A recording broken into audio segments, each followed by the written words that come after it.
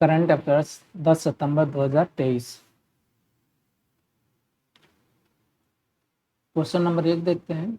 किस देश ने विश्व व्यापार संगठन यानी कि WTO में पोल्ट्री उत्पादों पर भारत के साथ अपने अंतिम बकाया व्यापार विवाद का निपटारा किया? कौन सा अंतिम बकाया व्यापार विवाद का निपटारा किया, कौन सा देश है? ठीक है। ए चीन, बी संयुक्त राज्य अमेरिका, सी ब्राजील या डी रूस? हमारा आंसर है बी संयुक्त राज्य अमेरिका। भारत और अमेरिका ने पोल्ट्री उत्पादों को लेकर विश्व व्यापार संगठन यानी कि WTO में अपने पिछले बकाया व्यापार विवाद को सुलझा लिया है। यह विवाद पोल्ट्री उत्पादों पर भारत के आयात प्रतिबंधों को लेकर था, जिसके बारे में अमेरिका का तर्क था कि वे WTO नियमों के अनुरूप नहीं है। समझौते के हिस्से के रूप में भारत ने कुछ अमेरिकी पोल्ट्री उत्पादों पर टैरिफ कम करने पर सहमति व्यक्त की है, जिसमें जमे हुए टर्की, जमे हुए बत्तख और ताज़ा और संसाधित ब्लूबेरी और क्रैनबेरी शामिल हैं। इस समझौते से दोनों देशों के बीच व्यापार को बढ़ावा मिलने की उम्मीद है। कौन सा है? संयुक्त राज्य अमेरिका यानी कि USA। 2 नंबर क्वेश्चन देखते हैं। प्रतिवर्ष किस तारीख को विश्व आत्महत्या रोकथाम दिवस यानी कि वर्ल्ड सुसाइड प्रिवेंशन डे यानी कि WSPD मनाया जाता है? ए 9 सितंबर, बी 10 सितंबर, सी 11 सितंबर या डी 12 सितंबर? हमारा आंसर है बी 10 सितंबर को मनाया जाता है। क्या है? विश्व आत्महत्या रोकथाम दिवस यानी कि वर्ल्ड सुसाइड प्रिवेंशन डे किस तारीख को मनाया जाता है? 10 सितंबर को मनाया जाता है। इसका एक्सप्लेनेशन देख लेते हैं। विश्व आत्महत्या रोकथाम दिवस आत्महत्या और उसकी रोकथाम के बारे में जागरूकता बढ़ाने के लिए बताइए।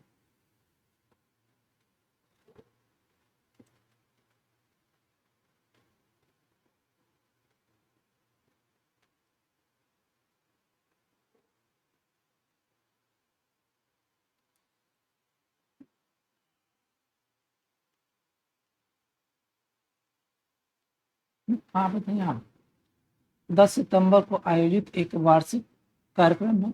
इस दिन को पहली बार 2023 में international association for suicide prevention द्वारा चिन्हित किया गया था और तब से विश्व स्वास्थ्य संगठन यानी कि WTO वर्ल्ड WHO यानी कि वर्ल्ड हेल्थ ऑर्गेनाइजेशन द्वारा समर्थित किया गया।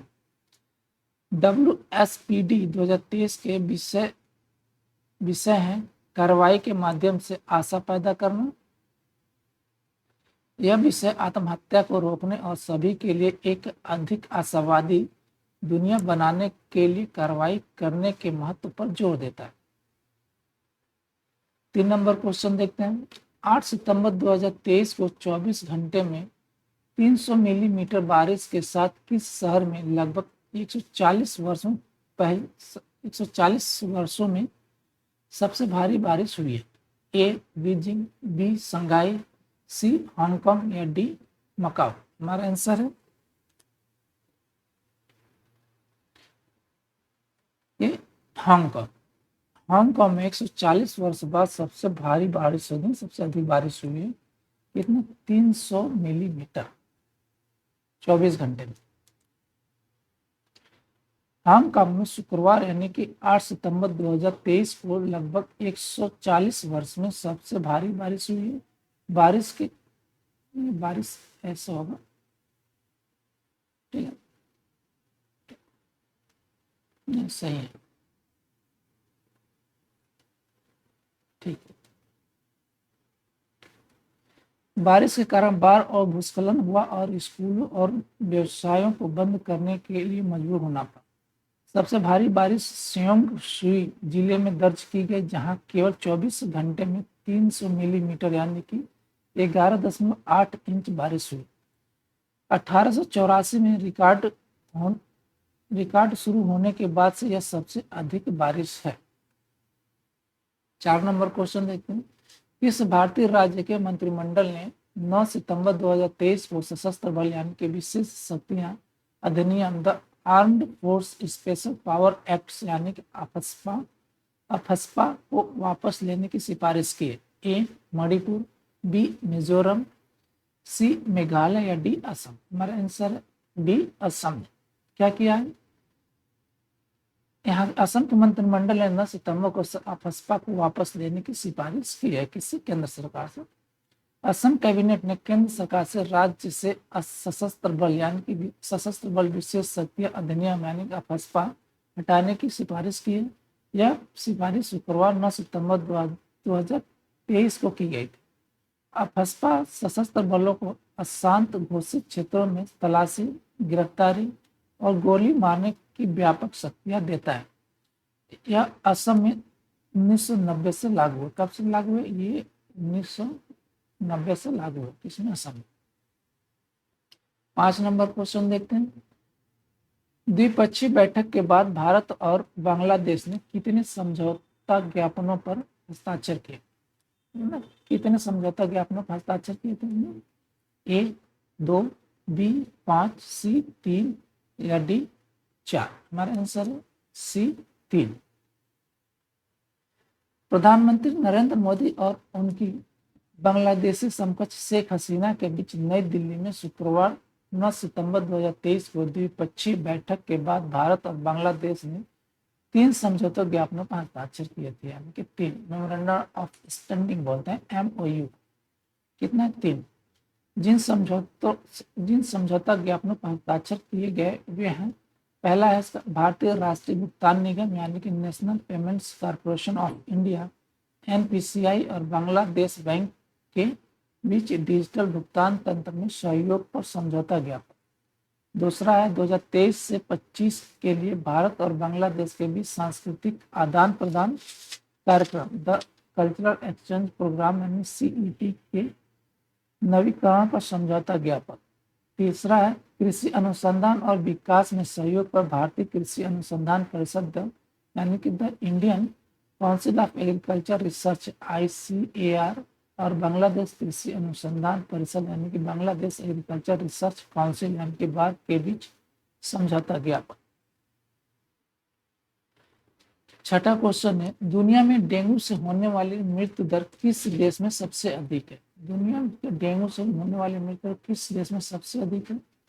ए Bangladesh, b Bharat, c Indonesia या डी थाईलैंड? हमारा आंसर बांग्लादेश में सबसे ज्यादा डेंगू से मृत्यु होती है दुनिया में। बांग्लादेश में दुनिया में सबसे अधिक डेंगू की मृत्यु दर है। 2023 में 1000 से अधिक मौतें हुई हैं। यह पिछले वर्ष की तुलना में एक महत्वपूर्ण वृद्धि है जब केवल 5 लाख मामले और 200 मौतें हुई थी। 7 नंबर क्वेश्चन देखते हैं। किस देश ने हाल ही में एक नई सामरिक परमाणु हमला पनडुब्बी यानी कि tactical nuclear attack submarine launch किया है? कौन सा देश है वो जिसने सामरिक परमाणु हमला पनडुब्बी लॉन्च किया है? ए चीन, बी रूस, सी उत्तर कोरिया, डी दक्षिण कोरिया? हमारा आंसर है सी उत्तर कोरिया। उत्तर कोरिया ने एक नई सामरिक परमाणु हमला पनडुब्बी यानी कि tactical nuclear attack submarine launch की जिसे पुकगुक सोंग 6 कहा जाता है। पुकगुक सिंह सोंग 6 कहा जाता है। माना जाता है कि पनडुब्बी परमाणु मिसाइलों को ले जाने और लॉन्च करने में सक्षम है। इसका नाम क्या है? पुकगुक सोंग। पुकगुक सोंग 6 किसका नाम है? पनडुब्बी का नाम। किस राज्य सरकार ने ट्रांसजेंडर समुदाय के लिए पेंशन और OBC दर्जे को मंजूरी दे दी है? ए झारखंड, बी पश्चिम बंगाल, सी बिहार या डी उत्तर प्रदेश? हमारा आंसर है ए झारखंड सरकार ने ट्रांसजेंडर समुदाय को पेंशन और OBC दर्जे की मंजूरी दी है।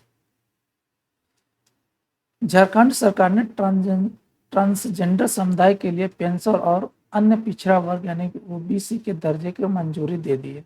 यह निर्णय बुधवार 14 सितंबर 2023 को मुख्यमंत्री हेमंत सोरेन की अध्यक्षता में हुई कैबिनेट की बैठक में लिया गया। पेंशन उन ट्रांसजेंडर लोगों को दी जाएगी जिनकी आयु 60 वर्ष से अधिक है और उनके पास आय का कोई स्रोत नहीं है। ओबीसी दर्जा ट्रांसजेंडर लोगों को सरकारी नौकरियों, शैक्षिक संस्थानों और अन्य लाभों तक पहुंच प्रदान करेगा। 9 नंबर क्वेश्चन देखते हैं। किस भारतीय राज्य के मुख्यमंत्री ने 8 सितंबर 2023 को मुख्यमंत्री भ्रामयमन प्राणी चिकित्सा सेवा योजना यानी कि मुख्यमंत्री भ्रामयमन प्राणी चिकित्सा सेवा स्कीम के तहत 181 मोबाइल पशु चिकित्सा वाहनों यानी मोबाइल वेटनरी व्हीकल्स को हरी झंडी दिखाई। कौन किस राज्य के मुख्यमंत्री? ए कर्नाटक, बी ओडिशा, सी केरल या डी तमिलनाडु। हमारा आंसर है बी ओडिशा सरकार। कौन सा है? मुख्यमंत्री भ्रामयमन प्राणी चिकित्सा सेवा योजना। ओडिशा के मुख्यमंत्री नवीन पटनायक ने 8 सितंबर 2023 को मुख्यमंत्री भ्रामयमन प्राणी चिकित्सा सेवा योजना के तहत 181 मोबाइल पशु चिकित्सा वाहनों को हरी झंडी दिखाई। मोबाइल पशु चिकित्सा वाहन पशु चिकित्सा संस्थानों से दूर स्थानों पर स्थित गांवों में पशु को स्वास्थ्य सेवाएं प्रदान करेंगे। 10 नंबर क्वेश्चन देखते हैं। किस देश ने ब्लॉकचेन प्रौद्योगिकी द्वारा संचालित सभी नागरिकों के लिए एक स्वसंप्रभु राष्ट्रीय डिजिटल आईडी यानी कि self sovereign national digital ID पेश की है? ए भारत, बी चीन, सी सिंगापुर या डी भूटान। हमारा आंसर है डी भूटान।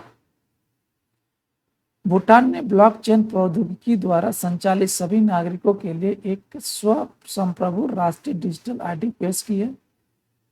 ड्रूक आईडी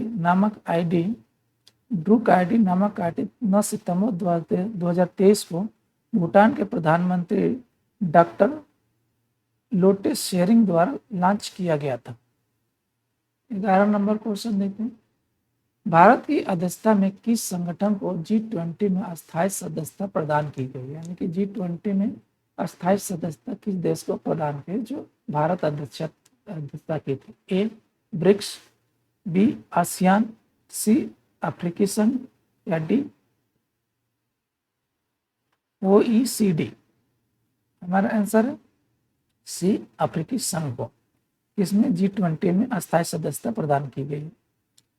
अफ्रीकी संघ यानी कि AU को भारत के मंच की अध्यक्षता में G20 में अस्थायी सदस्यता दी गई थी। यह घोषणा भारतीय प्रधानमंत्री नरेंद्र मोदी 9 सितंबर 2023 को नई दिल्ली में G20 शिखर सम्मेलन में की थी। किसको दी गई? अफ्रीकी संघ को।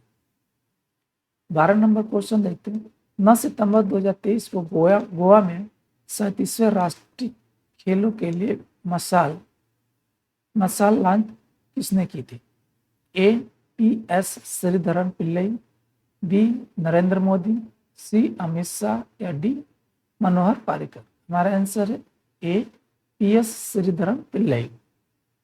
ठीक है, मशाल का लॉन्च किया था 37वें राष्ट्रीय खेलों के लिए।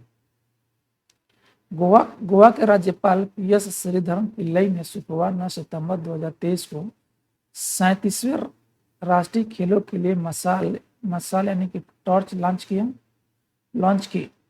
खेल और युवा मामलों के विभाग और गोवा के खेल प्राधिकरण के सहयोग से डोना पाउला के राजभवन के दरबार हाल में लॉन्च किया गया। क्या है ये? गोवा के क्या डोना पाउला के राजभवन के दरबार हाल में ये लॉन्च किया गया था।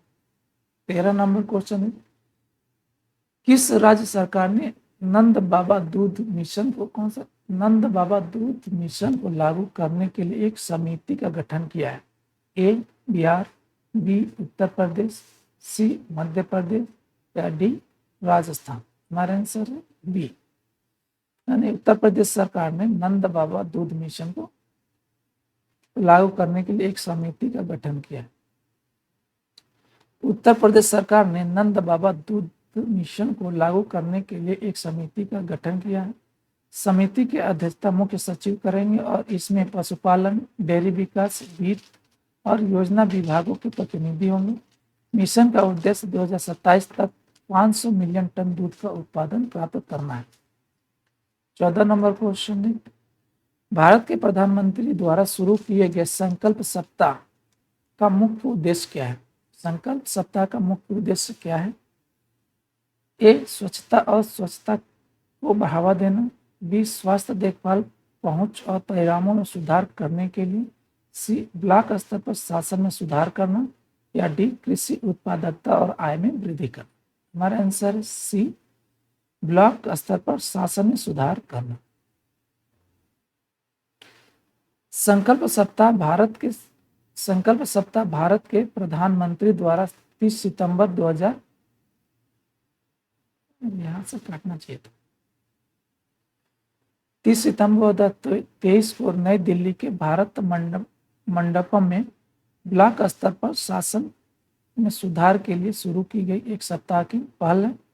कार्यक्रम का उद्देश्य आकांक्षी ब्लॉकों में रहने वाले लोगों के जीवन में सकारात्मक बदलाव लाना है। इसमें ब्लॉक स्तर।